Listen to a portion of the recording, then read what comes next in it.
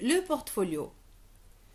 Ces dernières années, il y a eu l'intégration du portfolio dans le programme de formation comme soutien à l'apprentissage et comme source d'information dans le cadre de l'évaluation des compétences.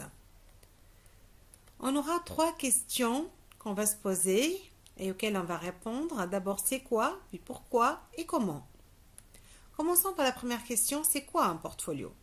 Un portfolio, c'est une collection organisée et cumulative de travaux et de réflexions d'un étudiant qui rassemble des échantillons de preuves d'apprentissage de manière à témoigner du développement de ses compétences sur la durée de sa formation. Donc, il y a un terme très important, c'est collection. C'est un recueil d'échantillons de preuves d'apprentissage. C'est un recueil de travaux, de réflexion sur ses propres travaux. Et ça se fait d'une manière chronologique, donc ça va pouvoir témoigner du développement. Deuxième question, c'est pourquoi?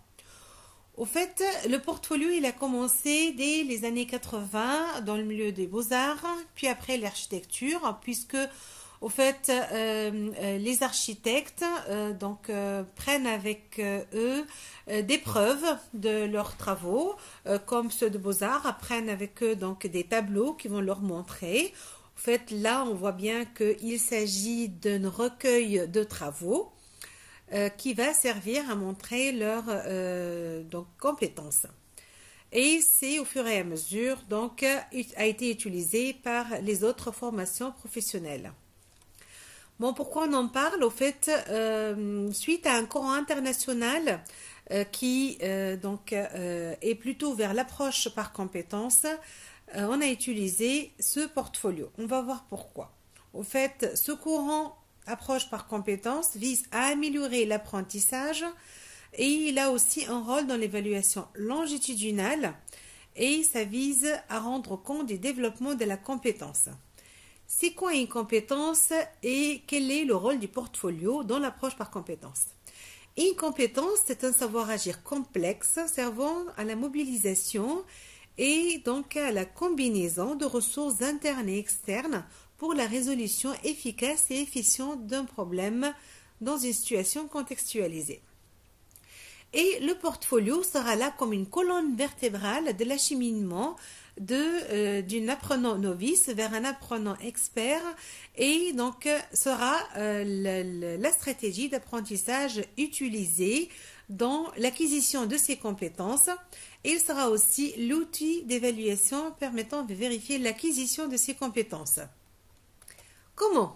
La question qu'on se pose, c'est finalement quel est le contenu d'un portfolio, comment est-ce que ce portfolio pourra être une stratégie dans le cadre de l'approche par compétences.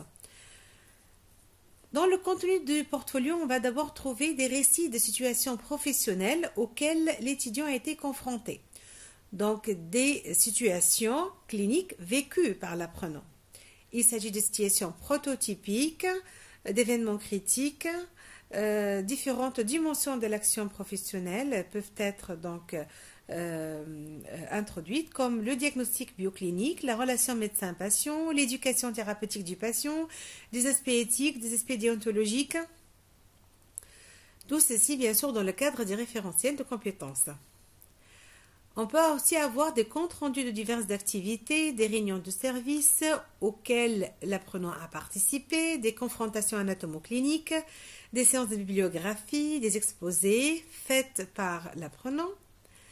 Il peut y avoir aussi des enregistrements audio-vidéo d'entretien ou des tâches procédurales, donc des gestes techniques dans le cadre de référentiels de compétences faites par l'apprenant. Donc enregistré et ça peut faire partie des produits du portfolio. Donc finalement, toutes sortes de documents peuvent être colligés par l'apprenant dans son portfolio à condition de constituer des preuves d'apprentissage sélectionnées. Il s'agit donc, comme on a dit, travaux écrits, rapports de lecture, projets de recherche, photographies, cartes mentales, observations, les évaluations. Donc, il y aura donc un contenu qui est assez vaste. Comment est-ce qu'il va pouvoir donc se trouver dans ceci? Il faut trier, il faut ordonner, donc il faut réfléchir. Et ces réflexions peuvent se faire sur toutes ces pièces pour pouvoir sélectionner finalement et pour pouvoir rediscuter, revivre ce qui a été déjà vécu.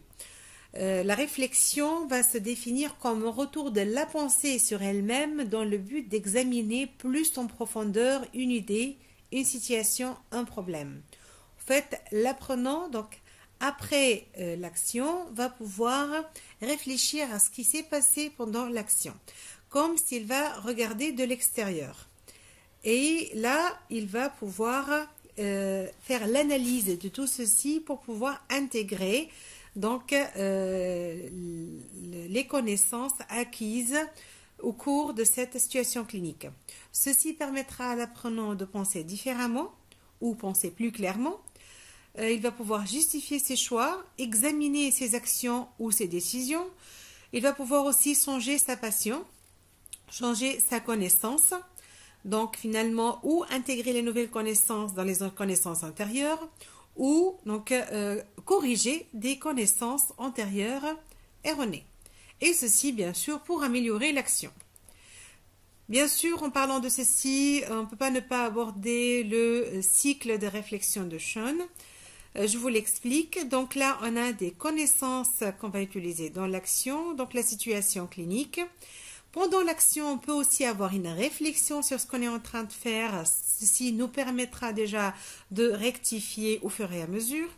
Et puis, on va appliquer. Suite à tout ceci, on peut avoir une réflexion sur l'action. Donc, après l'action et avec un travail de distanciation, on va pouvoir analyser ce qu'on a dit, ce qu'on n'a pas dit, ce qu'on a fait, ce qu'on n'a pas fait, nos actions, nos pensées, pour bien sûr donc intégrer tout ceci dans les connaissances antérieures ou pour corriger des connaissances antérieures erronées et au fur et à mesure du cycle de Schoen et de l'intégration, ceci va permettre une progression de nos connaissances et une progression dans l'acquisition des compétences.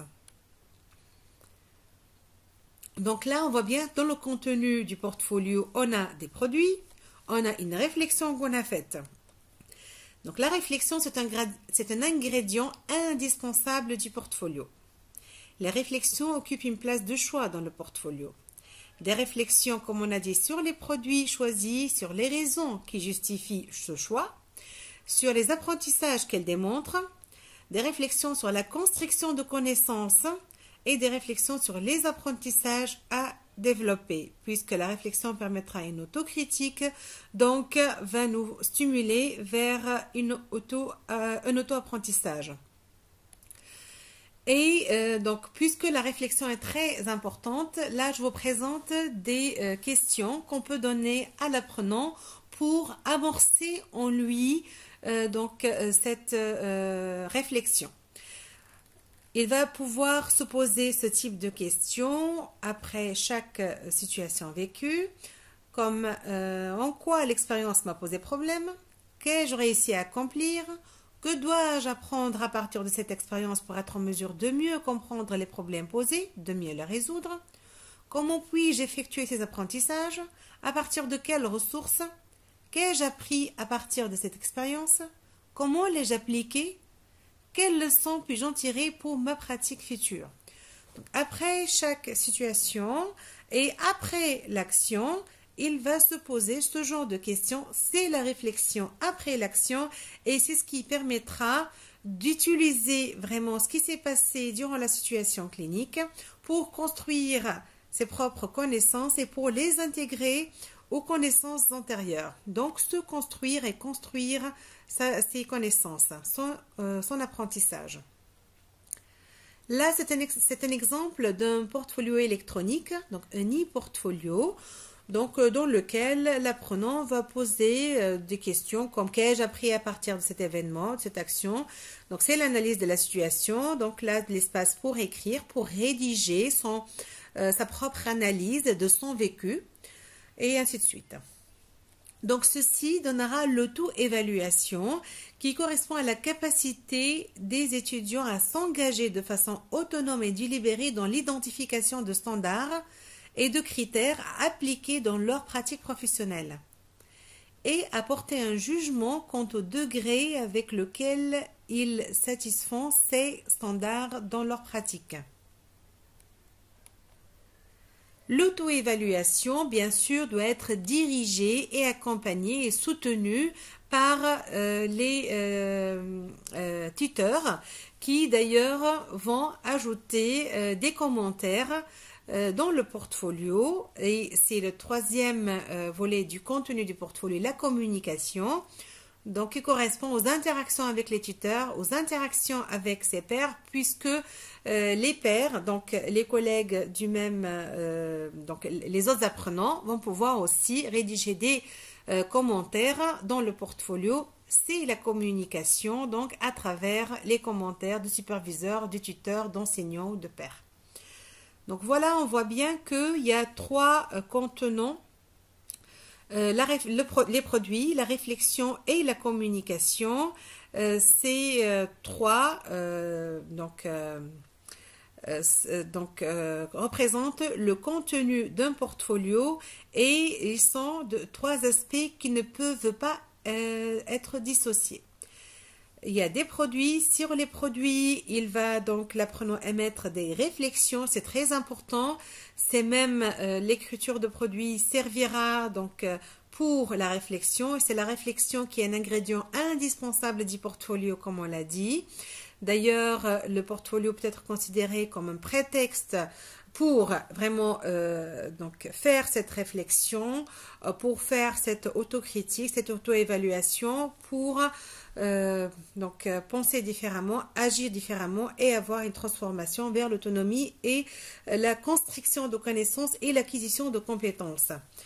Et bien sûr, la communication à travers les commentaires du tuteur et des pairs qui vont servir donc aux tuteurs comme accompagnement de l'apprenant, à l'apprenant aussi, puisque ces interactions-là vont lui permettre de progresser et de se sentir soutenu pour encore avancer dans le bon cheminement.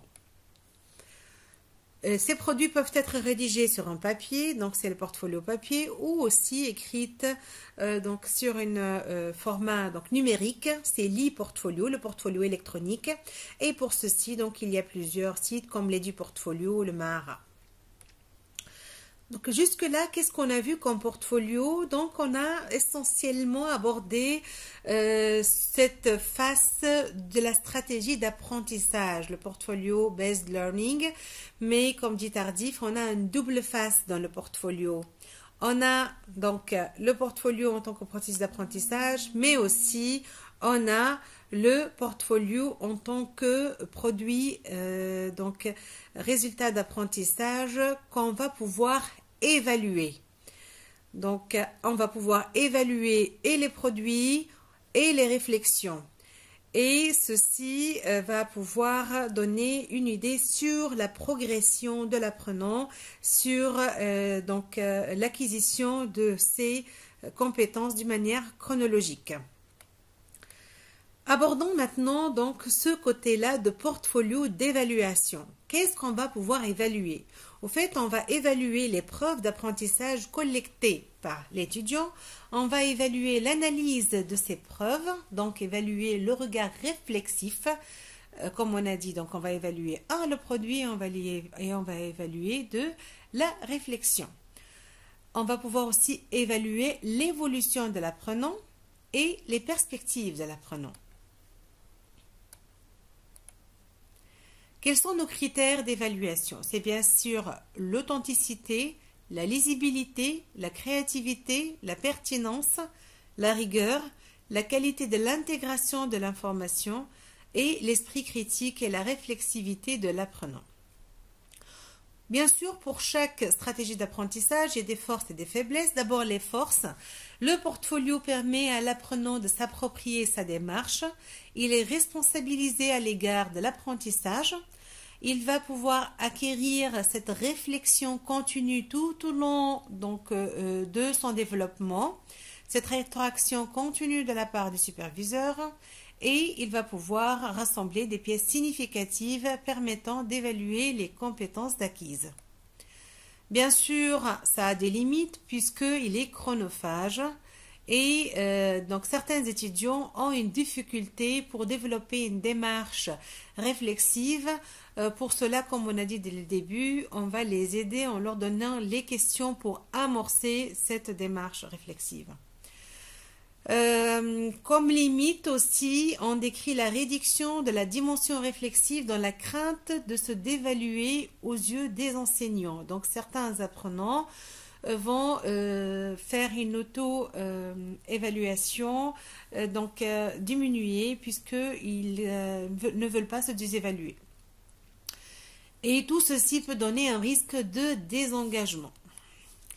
Il faut donc, pour pouvoir continuer ce portfolio qui, on me l'a dit, donc c'est une colonne vertébrale dans le cadre de l'approche par compétences, il faut avoir un engagement de l'apprenant et pour ceci, donc, on doit lui faire réaliser l'intérêt de ce portfolio.